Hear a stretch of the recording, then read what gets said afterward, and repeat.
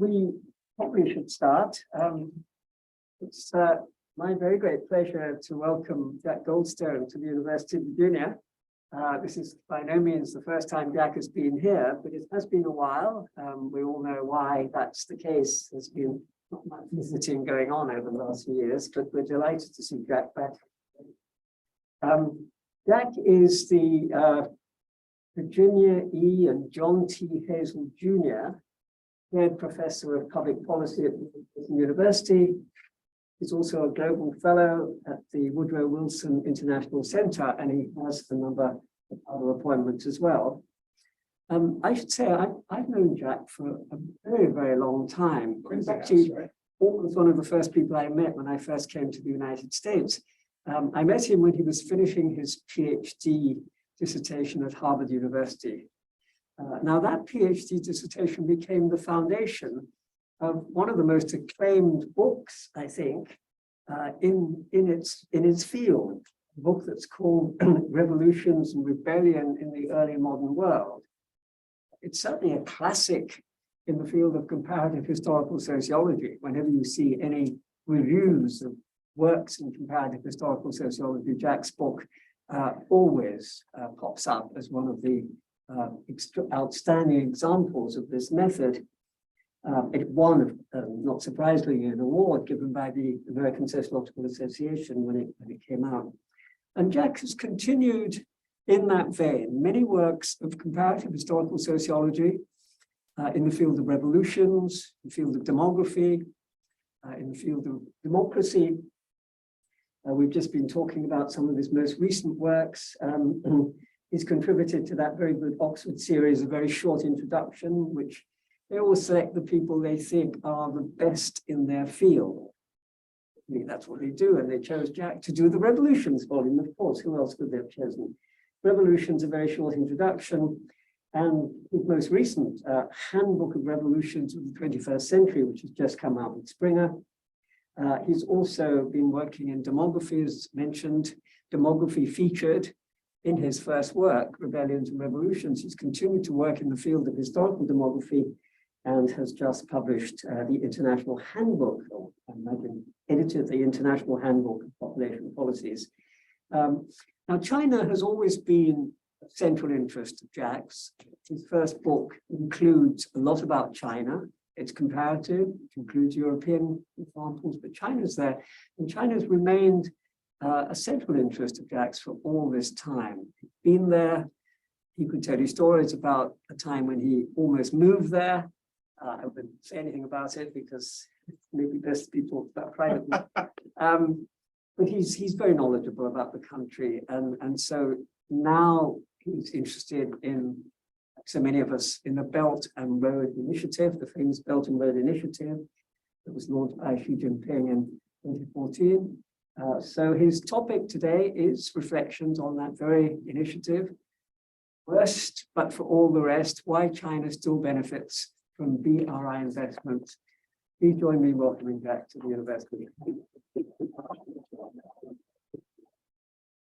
Thank you very much. Thank you for having me here at UVA. It's a pleasure to be back in person in a physical space that is familiar and friendly and academically distinguished. To those of you who are joining via camera, I'm glad we can still do this kind of hybrid thing. I apologize, the camera's high up on the wall. I'm usually not going to be looking you straight in the eye, so forgive me for trying to spread my attention. What I'm going to do today is invite everyone to comment and have a discussion. I will present my views for about 30-40 minutes, but our ability to travel to China and find out what's going on has been restricted in the last few years. The zero COVID policy has also been practically a zero visitor policy. And the result of that is, more than ever, China is like the elephant in the fable of the wise men, where someone looks at this huge animal and approaches it from one direction. They're struck by the trunk. They think it's a snake. Someone grabs the leg. It feels like a tree. You grab the tail. It feels like something else. So China is like that. It's a huge, diverse place with many parts, many aspects. many environments. So the complexity makes it resistant to understanding even in the best of times.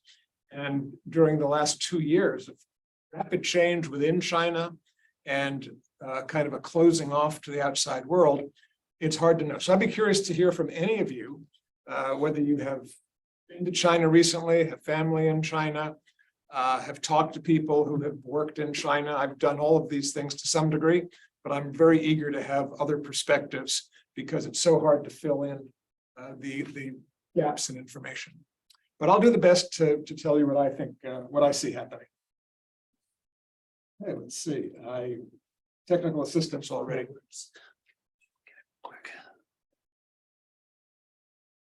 Okay, thank you. All right, so the Belt and Road is a grand project. Christian alluded to the fact that I did move to Hong Kong for a couple of years. And when I was there, I was trying to set up a public policy graduate program for the Hong Kong University of Science and Technology. And it's gone on and developed rather well, so I'm proud of that. But at the time, there was 2015, we were getting a lot of directives from the Research Council of Hong Kong.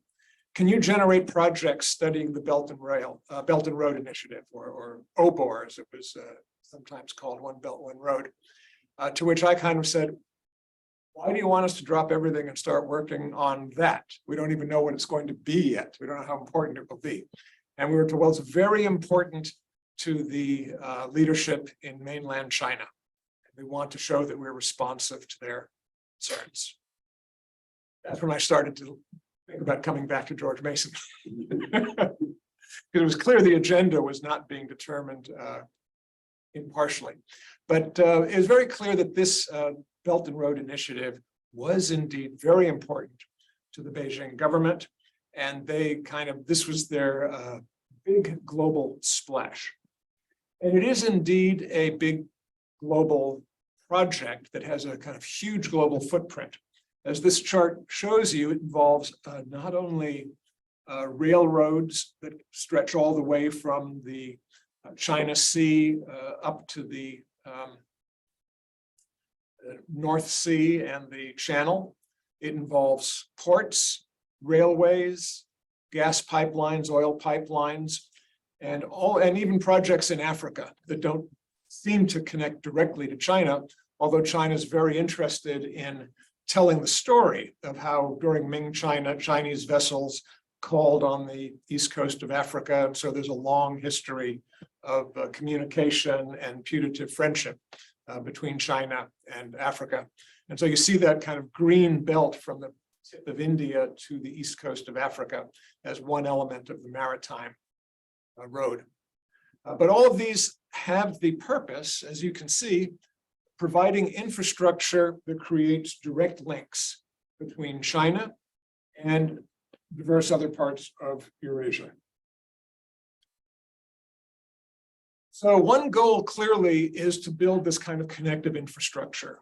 It supports China's trade by providing direct and diversified access to raw materials and to markets. So whether it's China being the world's largest petroleum importer now, importing coal from Indonesia and Australia, exporting manufacturers all over the world. That is still, even though China is kind of shifting from an export-driven to a domestic-driven economy, still needs raw materials. It still needs to earn foreign exchange by exports. So having this infrastructure that lowers the cost of China's trade with the rest of the world, and through control of ports and railways, gives China the ability to secure those. It's not just reliant on the goodwill of other countries. These are projects in which China has made an investment itself, facilitated investment. So some of this is kind of foreign direct investment, some of it is loans. And in addition, many of these Chinese projects have military potential. The ports and railways are important. And you can imagine if you're China and you're making huge financial investments, both through loans that put your capital at risk and through your own foreign direct investments, and you're building this network of railways and ports to support your trade, that's worthless if someone else can just walk in and take it. So you need at least to have a potential for creating your own facility to protect those investments. So China has been developing its blue water navy. It's been developing the sophistication and size of its armed forces, and it's changing its military design from what had been a predominantly infantry numbers driven model to man the border, first the Soviet Union and then Russia, to a more modern hybrid maritime air military that can project force beyond China's direct borders and make China a player in the international system. BRI also has important economic goals. China, having saturated its domestic economy to a large degree with heavy construction projects, there are not many more airports, railways, ports that can be built in China. At this point, China is pretty well built up with regard to those kind of large-scale capital investments. But China has this huge capacity to build these kind of projects. They know how to build ports. They know how to build railways. They know how to build bridges. They know how to put up buildings. They know how to construct urban ring freeway systems. So China has these skills. It has excess capital. So one way to deploy that, quite naturally, is to offer to build those things in other countries that China has great expertise and skill in building, both, frankly, building faster and efficient and more efficiently than workforces elsewhere in the world. So China has all this excess industrial capacity. For example, China is trying to shift itself from dirty energy to clean energy. It's still building coal-fired plants, but it's also rapidly developing wind and solar energy. But they've offered their skill in building coal-fired plants to other countries who still have coal and want to use it. And it's not an unreasonable thing for China to do, especially when the World Bank has basically said, we're not going to support any more fossil fuel projects in countries where we make development loans. Well, China's willing to say, hey, you want to burn cheap coal to increase your energy supplies? We're here for you. And frankly, for a lot of developing countries, increasing their energy is a priority, especially since they feel it's not their fault that the climate is deteriorating. That's the fault of countries that have already developed in Europe and South Africa and China and so on. So it's a wonderful opportunity for Chinese companies to find contracts. In fact, the way many of the Belt and Road projects are developed is by Chinese companies identifying opportunities overseas, and then the companies approaching Chinese banks for credit, and the Chinese government then going to negotiate with the host country government over the terms of loans for construction that will be repaid. China has always been very clear that they expect these investments to be profitable, and they expect to be repaid at a fair rate. But for the host country, it's an opportunity to have things built that simply wouldn't otherwise exist.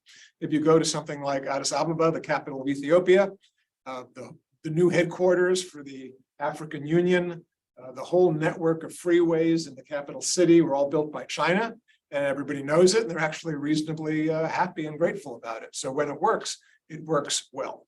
And as I say, it's often Chinese companies that lead the way, with the government kind of following and clearing away obstacles, developing plans and contracts, and creating kind of an umbrella.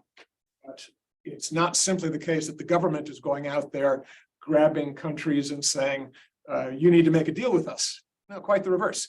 It's actually state-owned and private Chinese companies trying to identify profitable, what they hope will be profitable opportunities, and then trying to put together a deal with multiple actors. So it's somewhat complicated. Now, China certainly hopes that they will win friends and gain influence through their support for economic development. And indeed, there have been some explicit cases where China has said, we'd like you to vote this way at the United Nations. We would like you to support our efforts. We'd like you to disavow dealings with Taiwan because we're a major investor in you and we think you should respect our interests. But still, this is not really done coercively. It's just kind of if China is a good development partner, China will win friends. And whether that works is sometimes hit or miss. But I think many of the criticisms that have been made of the Belt and Road Initiative are excessive. And I'll go through some of the common criticisms that we hear. One is that the whole thing is incoherent, seeking too many things in too many places. And you could certainly say that's true. You look at the map, and they're building railways in Serbia. They're building ports in Rotterdam and the Piraeus in Athens. They're building mines in Ecuador. They're building railways in Mozambique. They're talking about possible canals and multiple ports in South Asia. It does seem like just a wild, anything goes. But the reality is China is simply being opportunistic. China is one of the largest trading economies in the world. They have interests in trade with dozens of countries. It's not unreasonable, I think, for China to simply say, wherever there are opportunities for investment and development in countries that we do business with, we're going to take advantage of them. So if China is in need of copper and Ecuador wants to build a copper mine, it's an opportunity for China. If Pakistan has an old clunky railroad system that needs to be modernized and developed and just happens to be a great potential connector from Kunming to the Indian Ocean, it's a great opportunity. And so there are actually opportunities everywhere. There's an opportunity. I was in Serbia and heard about the Chinese investment. The Serbs were actually quite thrilled that someone was going to help them build a rail line to connect them more directly to Western Europe. So what some people see as incoherence, I would say is pragmatism and opportunism, and not really to be criticized. The World Bank arguably has the same kind of huge portfolio of different projects in different places, and they rationalize it much the same way. Now, a somewhat stronger criticism is that the BRI is too ambitious because it tries to build too much in the wrong place. That is to say, there's a tendency Chinese companies and Chinese banks to kind of act as if other countries are just like China was in the 1980s. That is, you assume a country wants to get richer and develop, and therefore wants to have projects and will value them and will help get them done. So they kind of assumed, yes, we can find willing partners, and if we can build it, it will work out.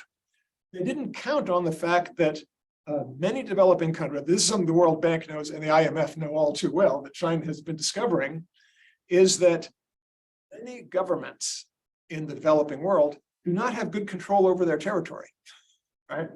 It's one thing to say we're going to build a railroad to the coast in Sudan. It's another thing to realize that the Sudan has problems keeping control of that territory.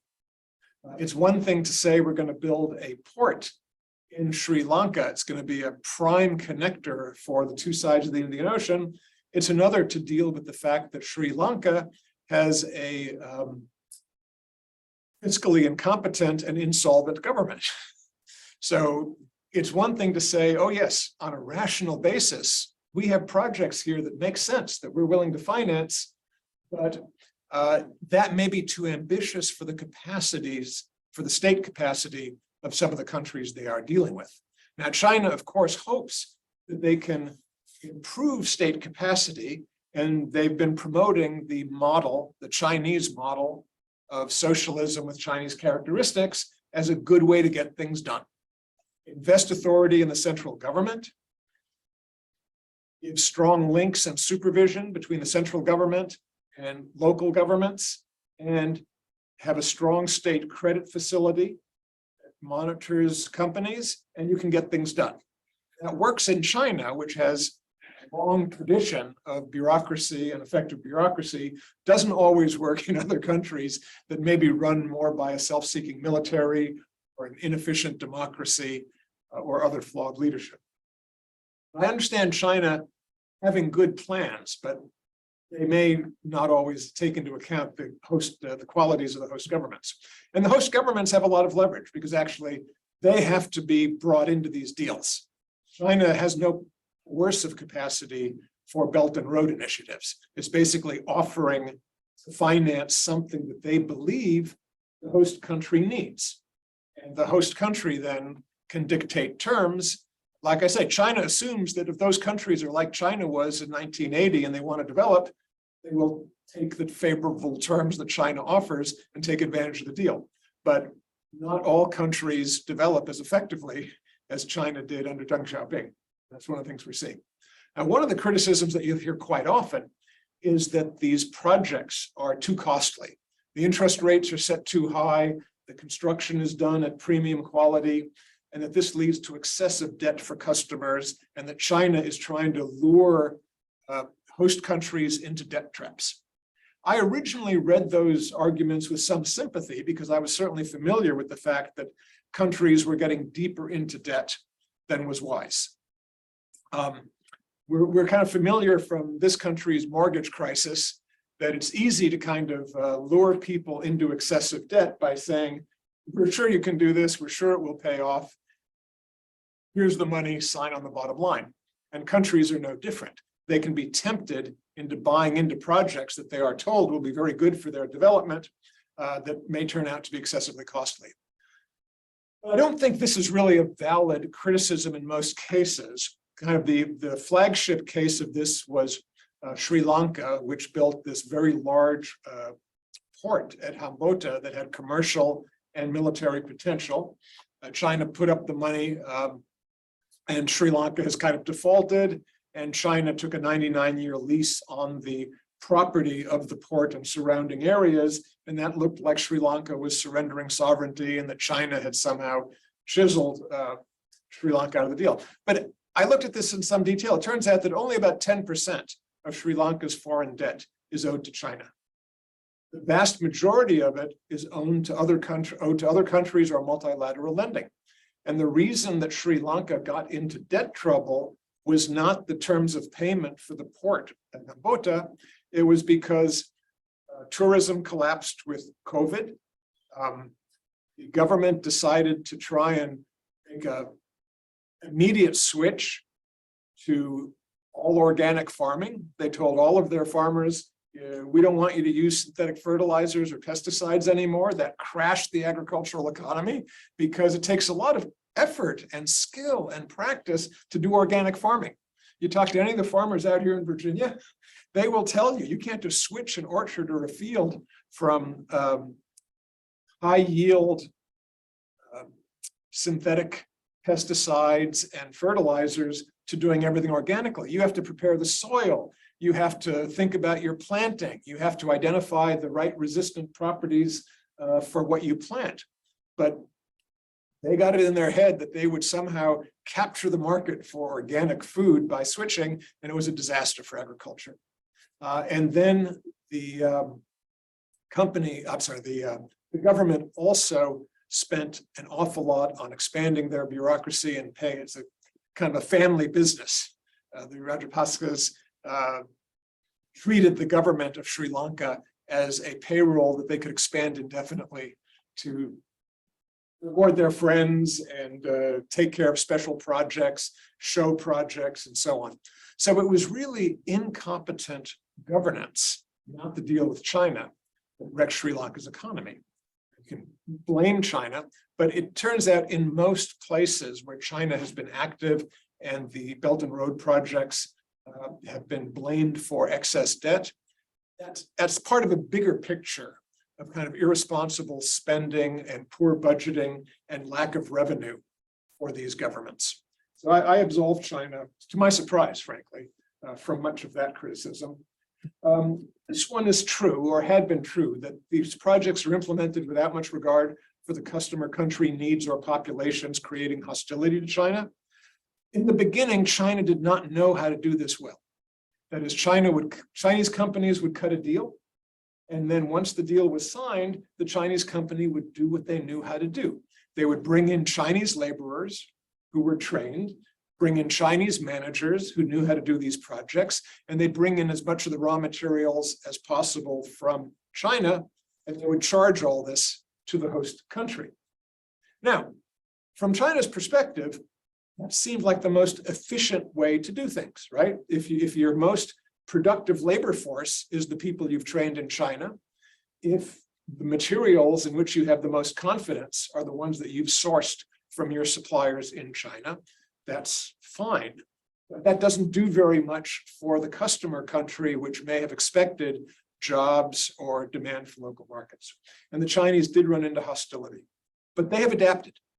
The Chinese have recognized that if they're going to have good relations and win some of that goodwill, they have to train and employ local labor. They have to train and employ some local managers.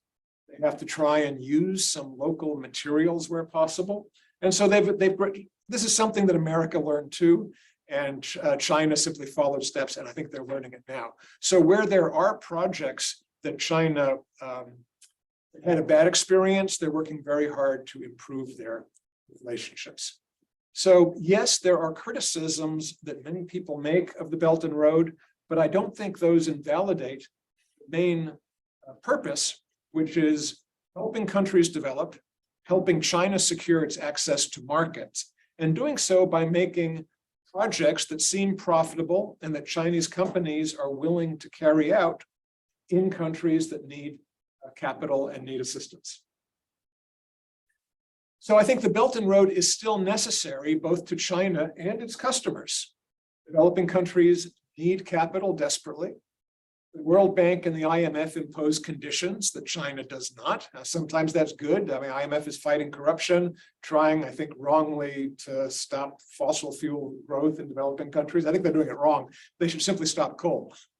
But they're doing coal, natural gas, anything, which I think is a terrible mistake.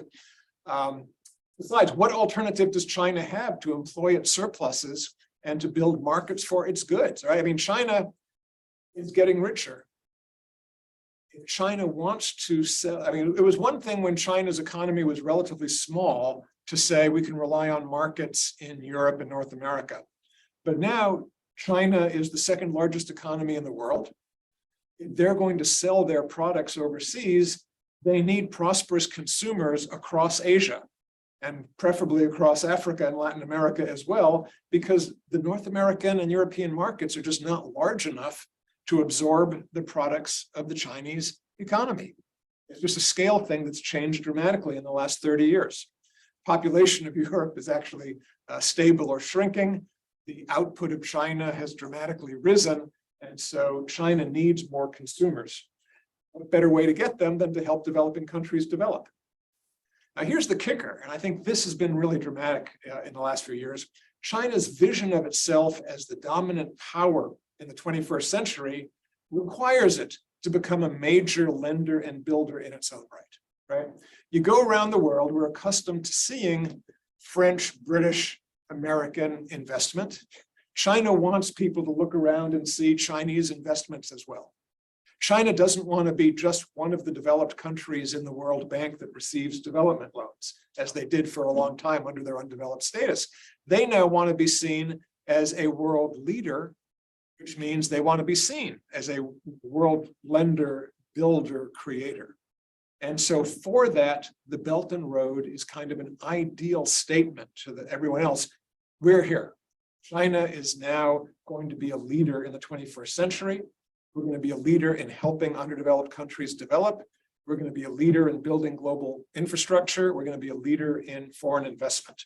And that's one of the ways they see is essential to raise themselves in a world where the US and Europe have kind of traditionally dominated global finance. Through the IMF, through the World Bank, through the Asian Development Bank, through a whole host of agencies that seemed, if you're Chinese, to kind of reek of Euro-North American dominance. And China feels the need to say that world is no longer the one that we want to have. Now, the BRI has run into severe problems in recent years. I don't know if these can be fixed. We're going to talk about that a little bit in the questions, but here's some of the problems that I think that are quite serious. As I mentioned, in some countries, the local government was worse than expected as a partner. Either was fiscally incompetent or beset with instability and competing demands. Tayyab's done a really nice paper, shared with me, about how in Pakistan, the fact that the military was committed to getting profits from building the road network, meant that they were much less interested in having China invest in the railway system. They didn't see what that would do for the military's bottom line.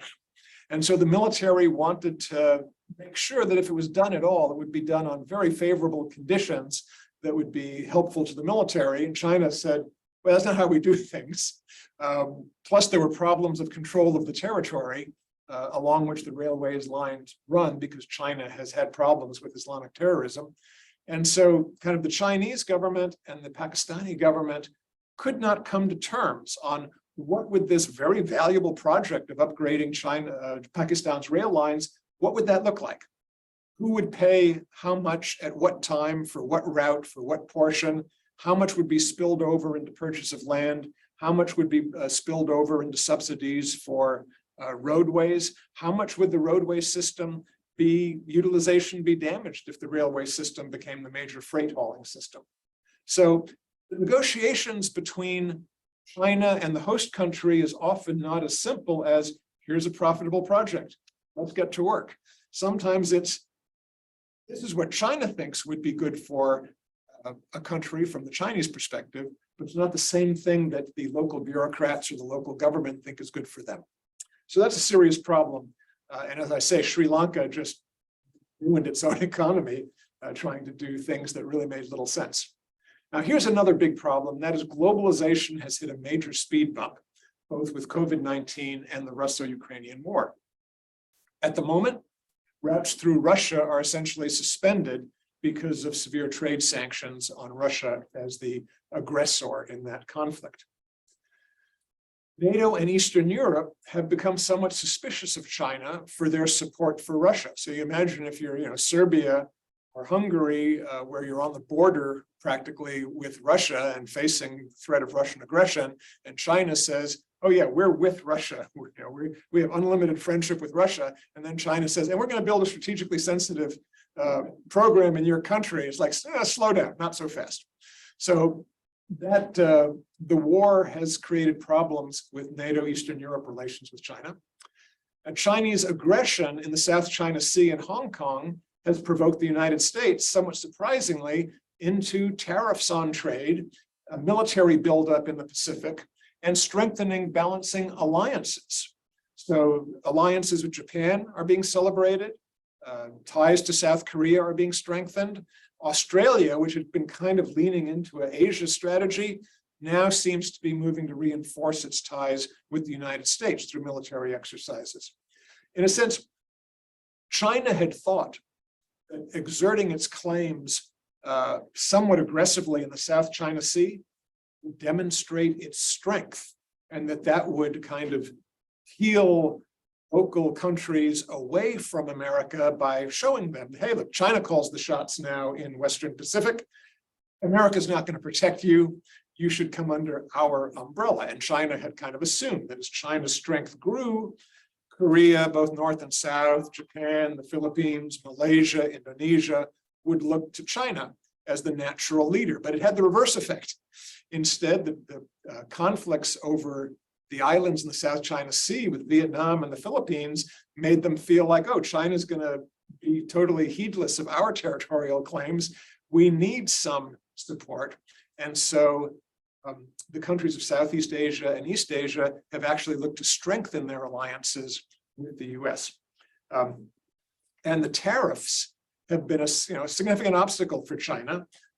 We thought we were in a world where countries would not harm ourselves by putting up tariff barriers, but Trump put them up in response to China because he couldn't get the trade terms he wanted, and Biden has left them in place because China has become kind of a bad actor in the eyes of many Americans, and so the tariffs are kind of an easy way to show that we're doing something to China. Probably more important to China is that the US is building up its own manufacturing and high tech to reduce its dependence on trade with China. And this is hurting China in a number of ways. China is not getting investments in international high tech that it might have gotten if it was seen as a safe base for that kind of investment. Instead, America is bringing its supply chain home. And the US is also limiting the export of high tech materials, which China desperately needs to increase its own high tech output. China is also facing competition from a lot of countries, India, Vietnam, Indonesia, Bangladesh, Malaysia, Turkey, all of whom are making the same kind of products that China once made on its rise up the economic ladder. And that makes it harder for China to be as dominant in global markets as it was in the 1990s and early 2000s. So although China had this plan kind of in mind that, hey, we're the world's greatest manufacturing power, if we just build these ports and railways, we'll be able to shove all of our manufacturers cheaply and easily out to markets all across Eurasia. Well, now those customers are looking to other countries with cheaper labor. China is not as popular as it thought, and it's having a harder time moving up the manufacturing ladder. So all of these things make the BRI less appealing than it was if you simply assumed a world of easy globalization and continued Chinese manufacturing domination. China has also run into unexpected economic growth problems. COVID-19 has been a problem for countries around the world. China seemed to make it a worse economic problem in China than most other countries because Xi Jinping staked his reputation on China succeeding in keeping COVID at bay. Zero COVID policy, which required harsh quarantines. It's still the case that I talk to people who travel to China and they're still looking at 7 to 11 days in isolation in a dorm room or hotel room before they're allowed to set foot. Hong Kong's business has been kind of devastated by the quarantine regulations there. And then whole provinces have been hit with shutdowns where people are forced to remain indoors, businesses close. So countries that went through an initial shutdown with regard to COVID have almost all moved out. Even Japan this week, I think, lifted the last travel restrictions.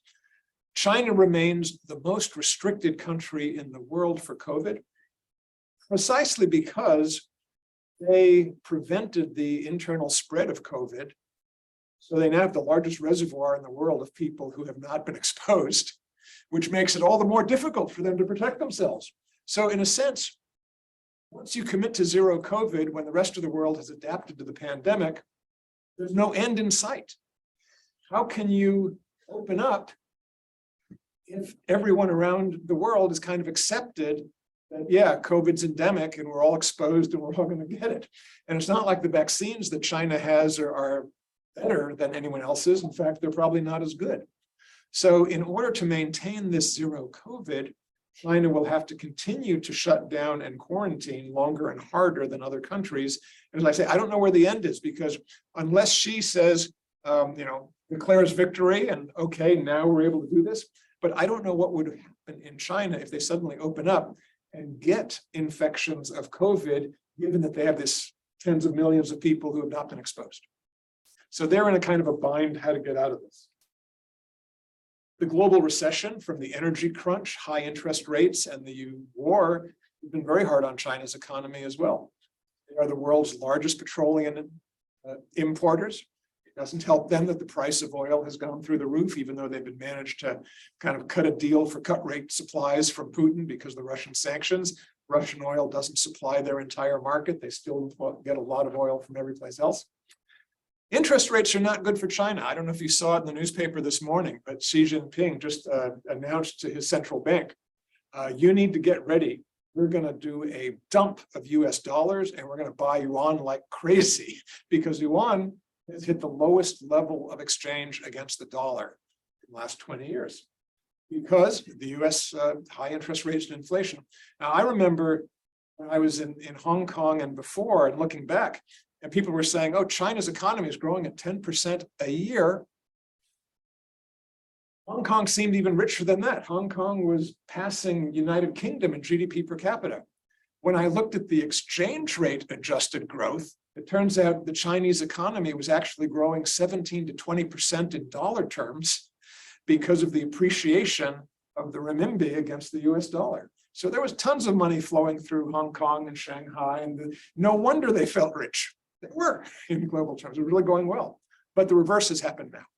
So not only has the Chinese economy slowed down, but the renminbi has had a huge hit against the dollar. And so China is determined to reverse that now, but they're calling on the central bank to do that. So the idea, which China was trying to get people to take seriously 2 years ago, that China would somehow become a major financial player and that the yuan would start to compete with the dollar and the pound in global exchange, now seems almost ludicrous, because with the sharp restrictions on the Chinese economy and travel, it's hard to see who wants the Chinese currency. And so it's been plummeting, and they're going to have to try and intervene to fix it. Finally, the climate has not been good to Asia this year.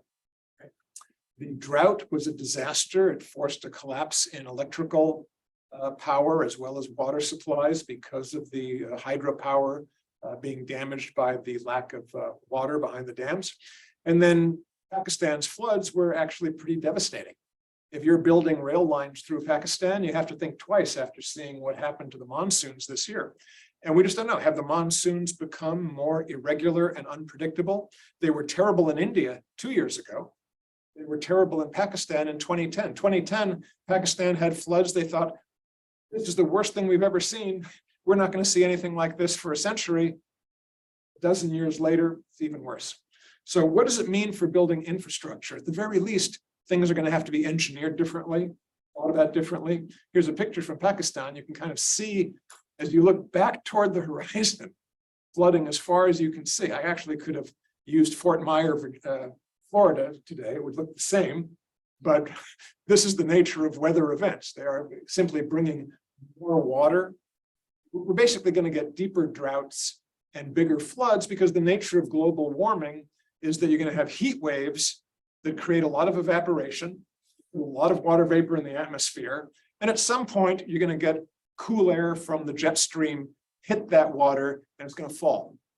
It's going to fall someplace, we don't know exactly where, but when it does, it's going to fall in volumes that we haven't usually seen, and that's when you get this. So we're probably looking at droughts and floods, and that will affect things. And then lastly, I'm going to talk about the area that's been of most interest to me, and that is China's demographic disaster. I'm working on a paper, How Bad is China's Demographic Disaster? We all know that China had a one-child policy and has been trying to disavow that and change it and encourage families to have 2 or even 3 children now. And here's the reason. These graphs are a little hard to read. It doesn't look very dramatic, so I put the numbers on the side. Since 2017, number of births per year are down 42%. Think about what that means. Aside from all the maternity wards that are empty and the unemployed obstetricians, 42% is a huge decline in births. And the one-child policy has been around for a while, right? So that's not what we're seeing. What we're seeing is women not getting married or getting married later. And so the decline in births is basically continuing. Births were actually fairly stable. About fertility was about 1.7, 1.8, but it's fallen even further in the last 5 years. Fertility now is down around 1.2, most recent year in China, and marriages are down 28%. That's the big deal. If people don't get married, unlike other countries, China still takes a very dim view of extramarital sexual activity. So it's still, you're not, try and avoid having children out of marriage if at all possible. Only marriages bring children, and Chinese women are not getting married at the same rates that they used to. It used to be near universal. Now it's still fairly universal, but the age of marriage has shot up tremendously. So there are far fewer in every year. 43% decline since 2013.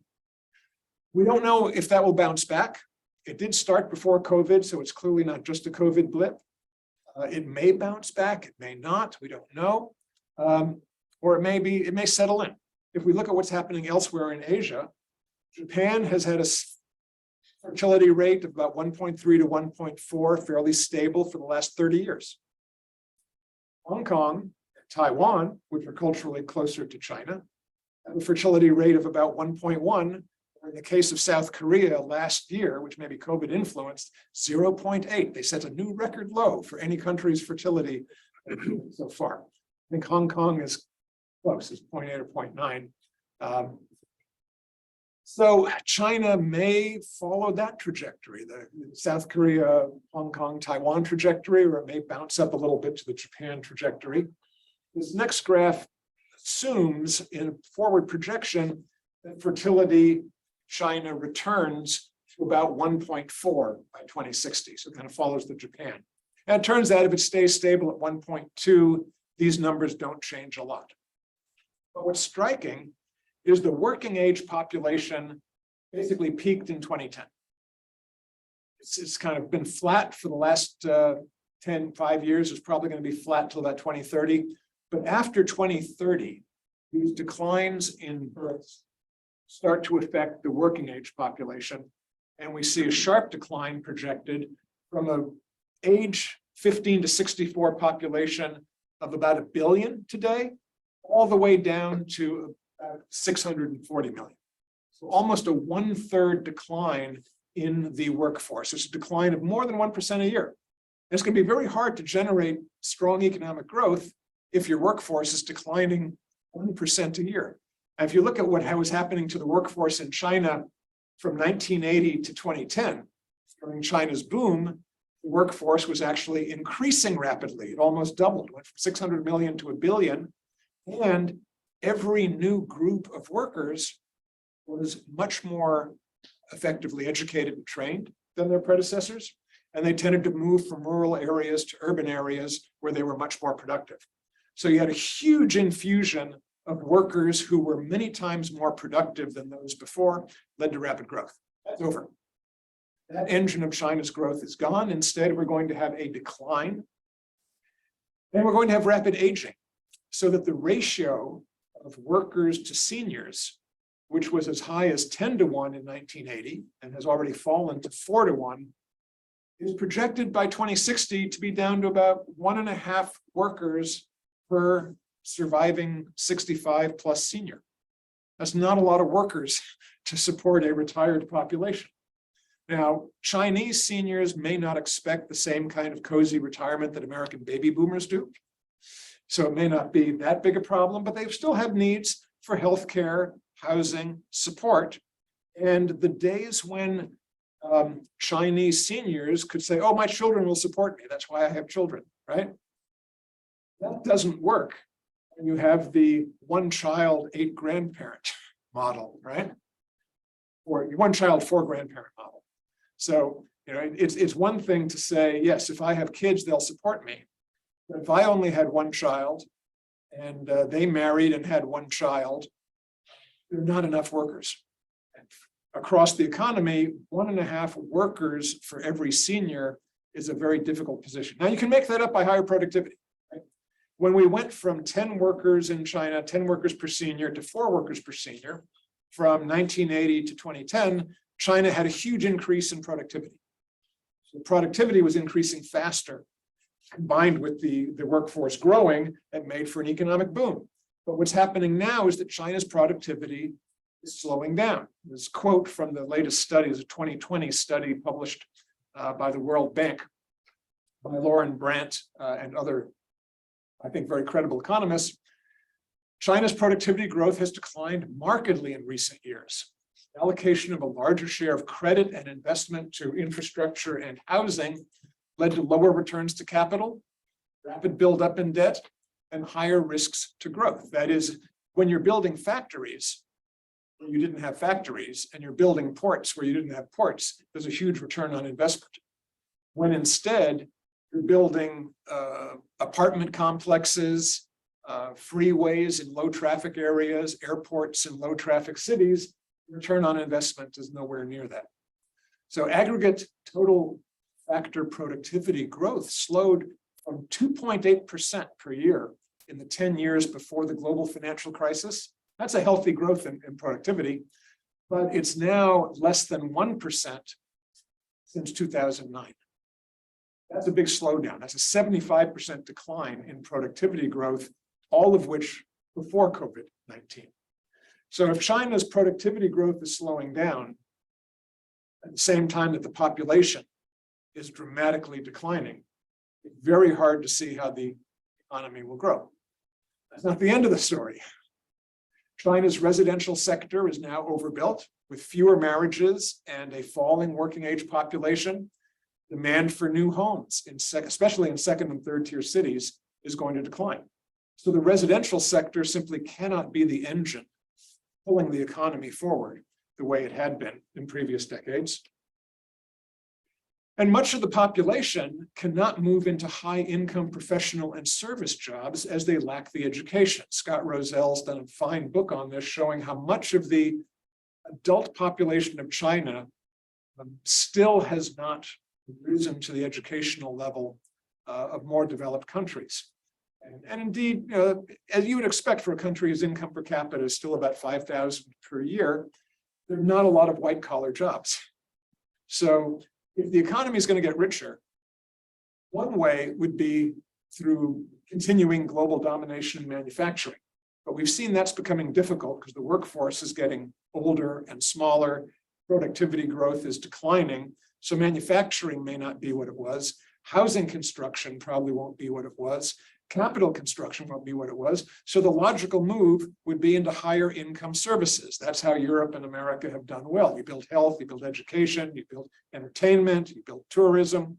But China is restricted in that too, because they're behind on education relative to those other high income and service-oriented economies. So manufacturing is kind of stuck. China is losing low-income manufacturing to poorer Asian countries. But China so far cannot compete with South Korea, Japan, Europe, and North America on high-end products, or for that matter, high-end services. So what can China do? I actually think the Belt and Road Initiative is the right idea, because that's where China can build markets for the kind of manufacturers that it is currently good at. Right? Now, China thinks that they can recapture productivity growth by moving to higher value products. That's the Made in China 2025 plan. And they're right. I mean, if they could do that, it would be a boost to their economy. But for China to think it can somehow kind of leap into quantum computing, artificial intelligence, aerospace, material science, biopharma, and robotics, when so far they can't build advanced semiconductors, they can't build commercial airliners or competitive automobiles and appliances, right? The things you think we now buy from Korea, Japan, even Taiwan, China is not yet able to produce.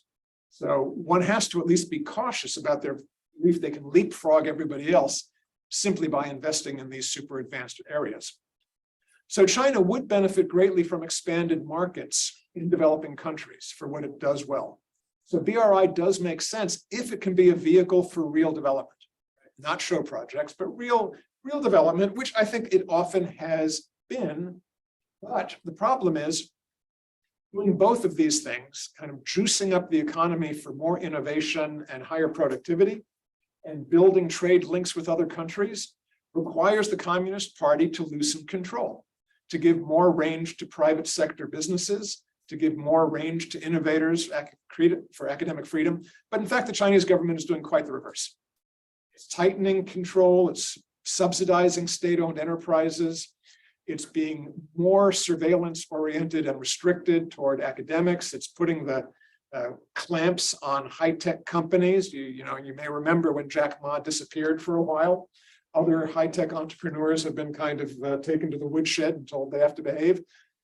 That's not good. Doing what China needs to do to advance its economy requires China and the Communist Party to build cooperation with major markets, not to engage in confrontation or even potential conflict. The Taiwan flag is flying and scaring people, right? The lesson from Russia is that a conflict for China over Taiwan would not be another Tiananmen, where China did something that the world disliked, but it was quickly forgiven and forgotten. You see what's happened to Russia in consequence of its aggression has been a surprisingly strong global sanctions regime. China is even more dependent on international trade and international imports of raw materials than Russia. So sanctions that really hit hard would be much tougher for China to handle than for Russia. So, I think China needs to follow a different tack if it's going to reestablish the kind of growth that it enjoyed, but in fact, it's not doing that. And I think much of the problem is Xi Jinping and the ideology and actions to which he has committed himself. That is, China will be the next global leader, and it will be independent of the West. Now, I said, when you touch the elephant, you see different things in different places.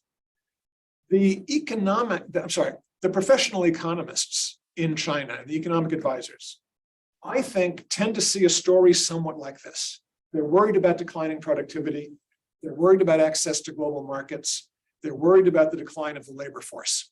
And they would tell Xi Jinping to be cautious in dealing with the international marketplace. You don't want to get people angry. You don't want to appear too aggressive. We're not the strong power you think we are. We're not going to overtake the United States economy in the next 3 years. We need to really think about, reestablishing sound bases for growth. We're not going to bypass America by building more apartments in Hangzhou and Shenzhen. But the international political advisors and the political relations scholars in China have kind of a picture of the world in which they see there's great power competition and great powers are rising and great powers are falling. And they would say, this is China's time.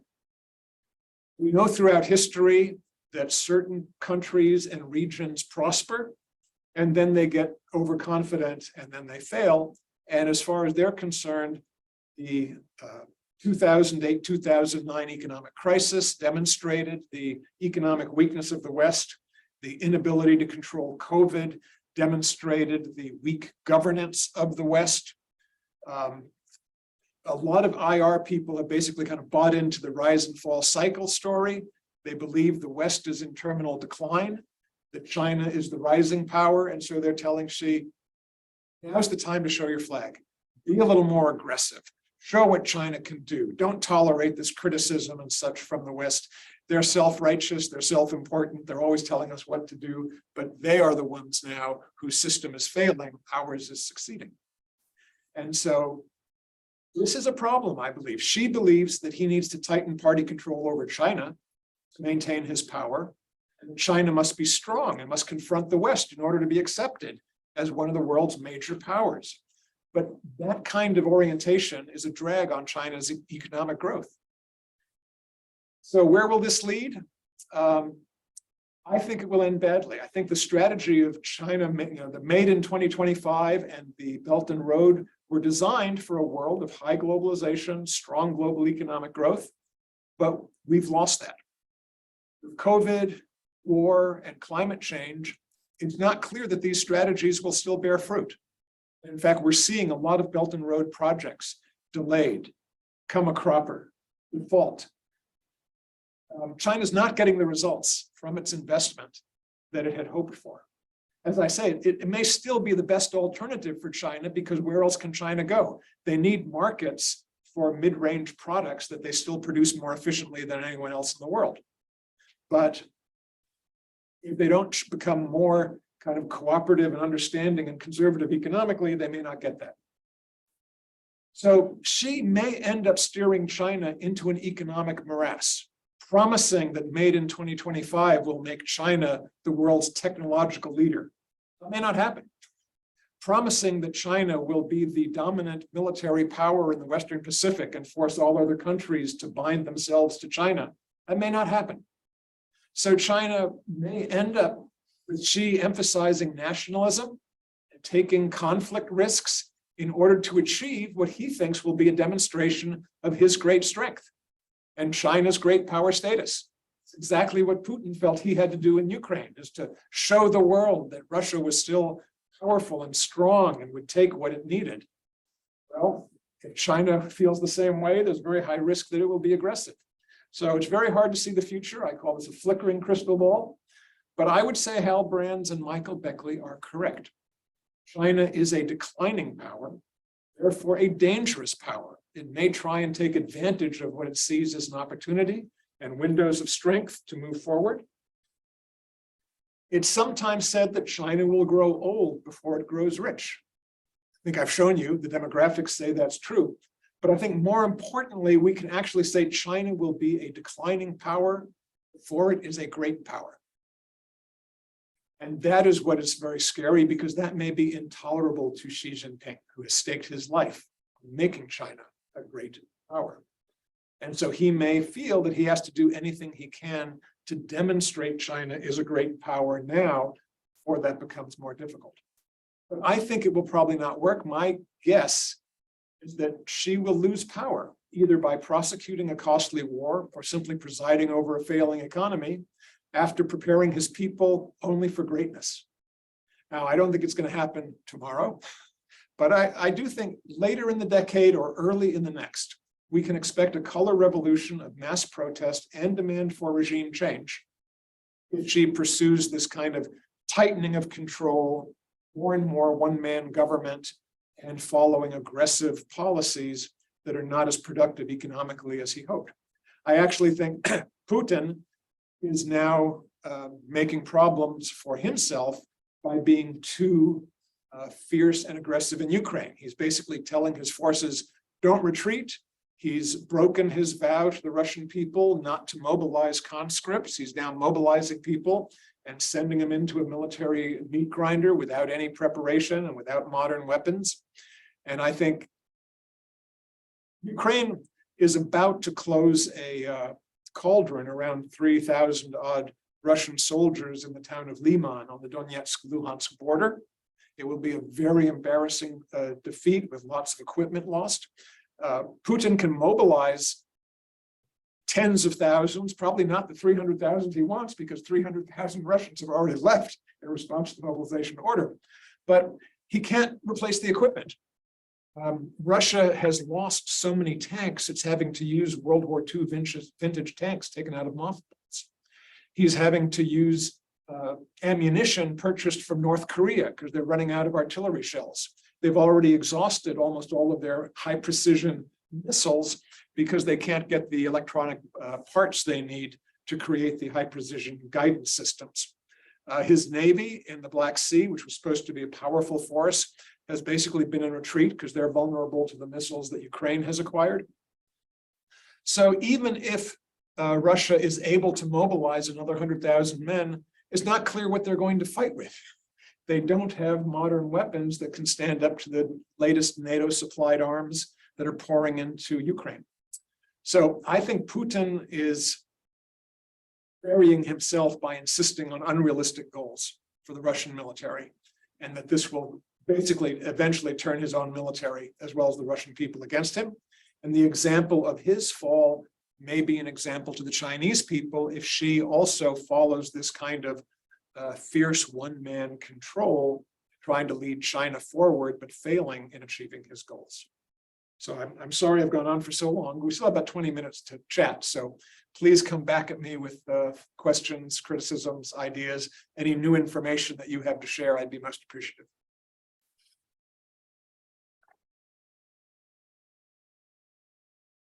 Do you want to field your own question? Yeah, I'd be happy to. And anyone raise their hand, I don't know your names, but I'll be happy to gesture in your direction and invite you to take the floor. I think there's some questions on the Zoom. Oh, okay. Why don't you see how that can be? Yeah, I see there's a Q&A line up there. 17 people on Zoom. How do we get them in?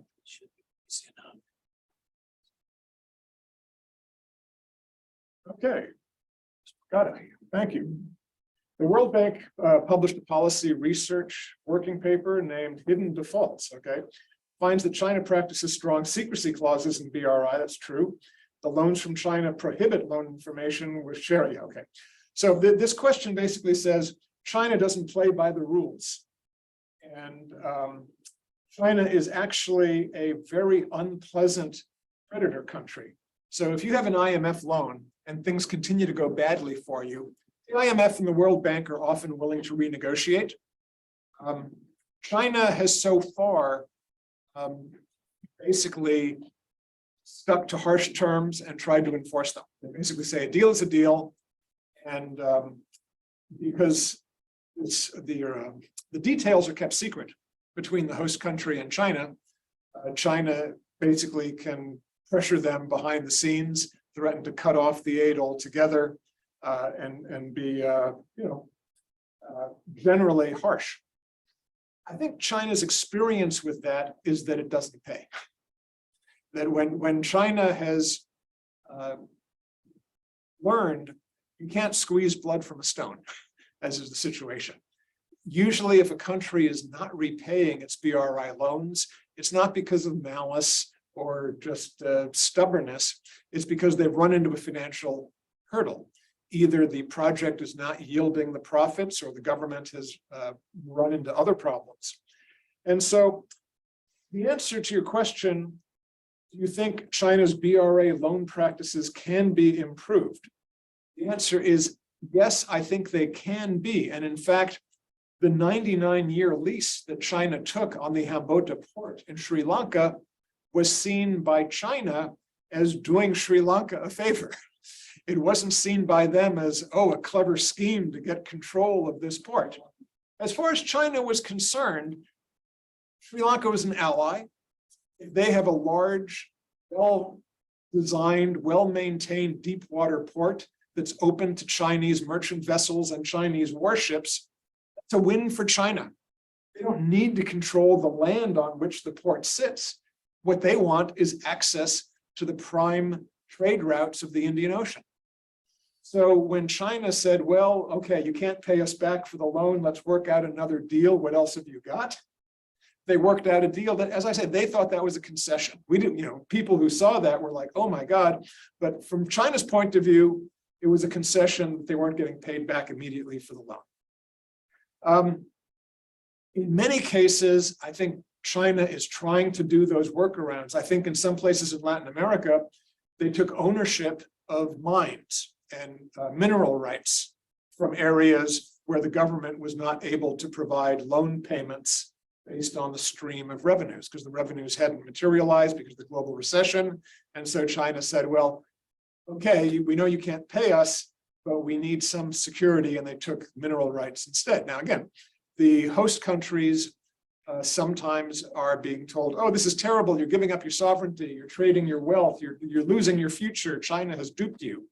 But I think as far as they and China are concerned, is, they signed a contract. If they want to continue to get development assistance in the future, they have to come to terms. And because China and the host company have negotiated these terms in private and secret, they're negotiating the relief, as it were, secret as well. And then sometimes when it's revealed, it looks to us like, oh, that's bad.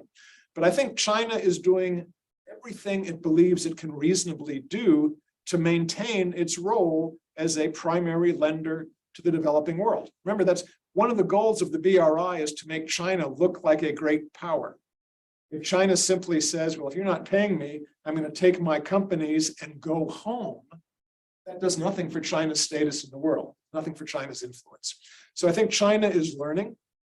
As I say, China was absolutely blindsided by the global recession, by the war in Ukraine, by the degree of climate change, by COVID. And so all of these things have made the BRI much, much less profitable. And China is kind of adapting on the fly, hoping that taking kind of longer term ownership will eventually pay off. But they are changing. Okay, another question. You guys here in person should think also. I'm going to go to another one from the audience, but this question? Okay, I'll come to you after this one. You mentioned Chinese leaders' confidence that it's the US that's declining. But Brands and Beckley believe China is declining. So if Chinese leaders don't believe it, won't they be more peaceful to keep their perceived upward trend going? In short, are the CCP leaders confident or pessimistic? Well, as I say, there's a mix of both, depending on which elements in China you're looking at. But by and large, Xi Jinping seems to be a believer in China's greatness, believes that greatness is imminent, believes that he is fated to carry China into the next stage of global leadership. Now, you can say he has delusions of grandeur. Maybe he just is a real patriot who believes that China's time has come. But he is not acting pessimistic about China's future. He is not acting as if he needs to be cautious. He's certainly pragmatic. He realizes that after China became a global pariah, after Russia became a global pariah, China should back away a little bit. And so China has not been as forthcoming with support for Russia as Putin hoped, because China wants to be a dominant global power. And China's also not a big fan of blowing away a country's sovereignty and seizing territory, right? I mean, what if Tibet or Xinjiang rebelled and Russia were to walk into there and say, oh, we're going to support the autonomous Republic of Xinjiang and sponsor its independence from China? This is a nightmare for China. It's the worst nightmare. So China wants territorial sovereignty, namely its sovereignty over Hong Kong, Taiwan, Xinjiang, Tibet, to be globally respected. And so what Putin is doing is very unpleasant for China. So China's pragmatic, but they're optimistic. They think they have a route to go forward. They think Europe and the West are in decline. They're kind of unable to meet the challenges, and China has done everything well. So let's put it this way. When China was more cautious under the pre-Xi Jinping leadership, their motto was, harmonious rise, and to hide our light under a bushel and kind of don't rock the cart. I mean, China was kind of saying, we're going to take advantage of the world system as it is. Even though we have a disadvantaged position in the global economic and trading system, that's okay for now, because we have to get richer before we can exert ourselves. So we're going to take advantage. We're not going to, we're going to sign treaties. We're going to follow the WTO rules. We're going to seek membership in international organizations. And they did, but now they're making their own move. They're setting up their own rival international financial organizations. They're setting up their own global infrastructure and development program. That's what BRI is. And they're seeking to be a rival and alternative to the kind of post-World War II Europe and US dominated order. So I would say it was when they were less confident that they wanted a peaceful rise.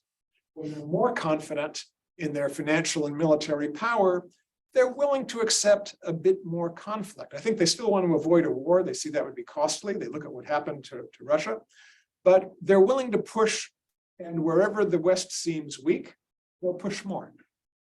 And wherever conflict seems to frighten the West, they will say, good, that shows we're right. So I would say, for the most part, Xi, who's the only voice that really matters at the moment, Xi is more confident than pessimistic. And this seems to make him more willing to entertain conflict.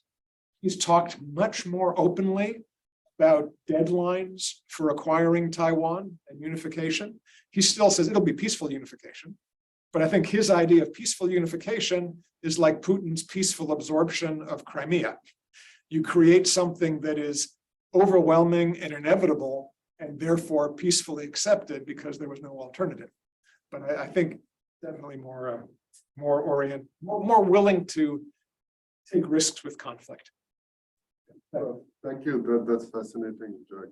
But isn't there a flip side to this as well? So while there is belligerence from the Chinese, the opposite is true from the US, especially the US as the leading hegemon. So as the US sort of worries about a challenger in the international system, there's more of a trying to push the challenger down first. So you look at all of the things that have happened in the past few months, the control on the export of machinery, etc.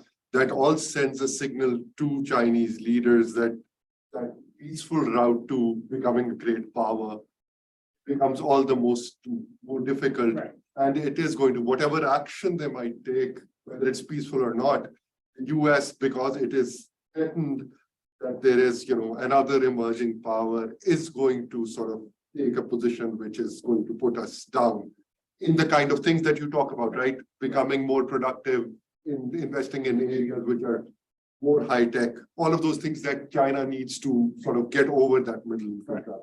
So if you want to ask me, is US policy toward China foolish, counterproductive, stupid? Yeah, seems to be, because if China is a dangerous power, either kind of toward the end of its rise or early in the decline, you want to reward them for good behavior in the system. Whereas if you simply treat them as a rising danger by confronting them, promising military conflict, restricting trade, you're doing two things. You're proving China is right because, they're afraid of us. See, they're trying to restrict us and contain us. So they know that we're on the way up and they're on the way down. And there's no reward now for playing nice. Instead, China will say, well, we have to gather our allies. We have to build up our international ties to counter what the US and their allies are doing. And that does indeed raise the risks of conflict, because China may feel the need to make a statement to show its strength and to challenge the West. And because, as you say, it's losing alternatives. So I would much more favor a policy that says, let's negotiate an end to tariffs in return for certain intellectual property rights and exchanges. Let's try and develop a mutual security agreement for Taiwan to preserve the status quo for 2 decades and then leave it open after that. We saw, however, with Hong Kong, the 47 is kind of ignored, so that may be difficult. And we need to make clear to China that a prosperous China that invests in the health and development of the rest of the world is welcome. That's a good thing. But our goal is not to prevent a wealthy and prosperous China. Our goal is to prevent a hostile China. And if we can make that distinction clear, I think we're in a better position for our relations with China. But because American policymakers have also bought into this, there's rising and falling states, it's kind of like, we have to prove that we're still rising, or we have to show that China's not rising as much as it thinks it is. And that feeds into the whole conflict narrative in a dangerous way. I very much agree with your suggestions for American policy. I hope the next president, whoever that might be, Even this president in the next 2 years, when I talk about flickering crystal ball, will adopt such policies. But it seemed to me that underlying the American concern about China is the proportional change and between the American situation, world economic, political, security, even since 2008. I mean, 2008 is a mark, the great tragedy that happened and it caused it. And, proportional rise of China. And that proportionality, China could be as friendly as it wanted to be, and still that growth would be upsetting to the United States as the leader of the world, as the unipolar power. And how does what you suggested would be the smart strategic thing to do. Right. Well, yeah, I think you're quite right. The TPP, the Trans-Pacific Partnership, that was planned to be America's transition to a multipolar world in which America would be one of several powers setting the rules for trade. But we withdrew from that because our then President Trump felt that any concession of sovereignty, any concession that the United States was not the solitary leader of the world, was an admission of weakness. So even our membership in NATO, if we couldn't push our NATO allies strong enough, was seen as counterproductive. And Trump's view of the world was the United States, one-on-one, is stronger than any other country. I think that's true.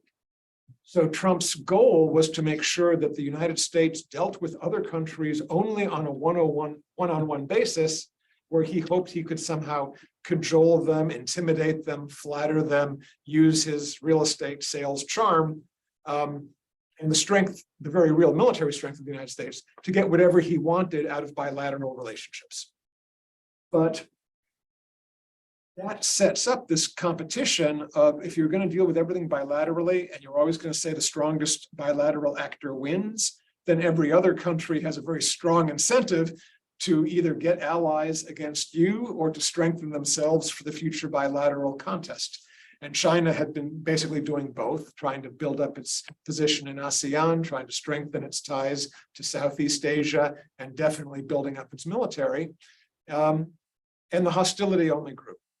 So I do think it's a difficult thing for leaders of the United States to say the unipolar moment was temporary.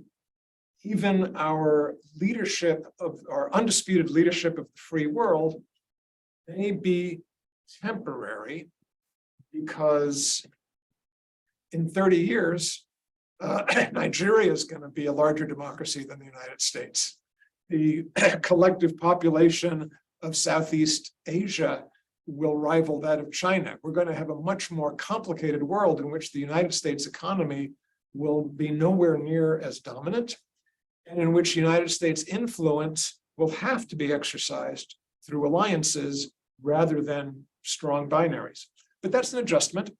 And although I do think the Democratic Party under Obama, and even under Clinton, saw that world and was trying to adjust to it, it's not a world that suits traditional American nationalism well. The United States public is not well educated on the relative position of the United States in today's world, much less the future world. They're still kind of longing for the 1950s unquestioned US leadership. So there's got to be kind of an education of the American public, and there's got to be a dramatic change in the Republican Party, which kind of has dug its heels in and says, any policy that does not reflect a view of America as the 1950s global dominant hegemon is something we'll oppose because it's traitorous and unfair to America. But until we change those things, we can't adapt to the world as it is. So that is frustrating. Good question. I agree. Once again, thank you for your presentation. My question comes particularly in the notion of viewing things more as foreign aid. So there's a very famous argument in economics that foreign aid towards the developing world doesn't work, particularly on the infrastructure model. Dead aid and all that. Basically building a bunch of infrastructure to a developing country basically gets you nothing. So a lot of Western countries stop doing that, and they've done more other towards a different approach. So from your research, do you think that China's BRI kind of provides a new model for that kind of notion of how we should approach foreign aid with infrastructure? Or do you see like China's model as probably kind of countering what the West tried to do and found a better solution? Do you think what could the West could learn from China? I think China has made the mistake of kind of following or trying to follow the playbook of the World Bank and the IMF. That is, we have money, and so we're going to try and find ways to spend that money in underdeveloped countries because they lack capital, and that will help them develop. I agree that economic theory has proven ineffective in practice. There are some successes. I mean, there's some development projects that have paid off, but for a while the World Bank stopped supporting dams because dams did too much environmental damage. Even then, a lot of the electricity they provided was never used because the factories that were supposed to use the electricity were not built. So a lot of dams seem to be kind of damaging white elements, and so the World Bank said, we're not going to do that anymore. But then what did that leave developing countries to who needed more energy? Well, they had to build fossil fuel plants. Now the World Bank says, that's been terribly damaging. We're not going to do that anymore. So what does that leave? So this whole thing, I think, is bad. Now, I'm also writing a book on the origins of economic growth, of which there are already 200 or 500 good books out there. But I mean, I agree with Ihanan Helpman, who I think is one of the great experts on economic growth, who wrote a book called The Mystery of Economic Growth. We still don't understand really how to spend money in a directed way to produce economic growth. China looks like they did, but they benefited from demographic headwinds and a very fortunate time in the global economy when America and Europe had gotten rich didn't want to manufacture cheap labor-intensive goods. China had the world's largest disciplined, low-income, educated workforce. It was a match made in heaven, and the Chinese were wise enough to exploit it. Taiwan and South Korea found their niches in high-tech manufacturing, using a highly educated workforce. But other countries will have to find their own path, right? It's not so easy. One thing that clearly makes a huge difference is lowering fertility. It's very hard for countries to develop if fertility is above 3.0, but almost inevitably, countries have developed when fertility has fallen below 3.0. It seems to ignite a virtuous circle in which parents invest more, smaller number of children, they get educated, they go to work, they save capital, they're able to invest locally. Bangladesh is kind of one of the best examples of this. So Bangladesh has separated itself from Pakistan and had a very positive growth trajectory, even though it hasn't had a great government, even though a lot of the investment was in textiles and chemicals and, not kind of bridges, roadways, dams. They even have a small steel industry in Bangladesh, but they basically invested in their workforce and then invested opportunistically. That seems to work. They actually but what they had to do is they outsourced to NGOs support for rural health, education, and contraception. And so they had this great NGO that went out to everywhere in the countryside, educated women, provided health care for mothers and children, and also provided contraception. And the combination was very effective. Now, China obviously is not funding health and contraception. They leave that to the Gates Foundation and others. The World Bank stopped a lot of its population programs because they got a bad name as being coercive. What India did with its forced sterilization, and why is the West pushing abortions in Africa, and they're trying to undermine our growth. So it became almost impossible for development to be approached through contraception. Instead, it had to be approached either through development, and then some people say, oh, development is the best contraceptive. You just, provide capital, countries get richer, they'll have fewer kids. That didn't work. But now the pathway seems to be health and women's education. But that turns out to be somewhat tricky because it's very hard to maintain a proper education system with a corrupt and ineffective government, right? You have to have lots of teachers, buildings, books, and that money disappears in a lot of places, and teachers are not accountable. And secondary education is very expensive. You have to build science labs and, auto manufacturing, and you have to have teachers who are skilled. You can put anyone in front of a primary school, help people learn to read and do basic math. But if you want to teach people algebra, calculus, biology, physics, that's the future. Secondary teachers do that in the West and in elite schools, but to teach a whole population is hard. It's expensive. It takes big investments, and that's not what we're getting out of the current development work. I think we're getting to the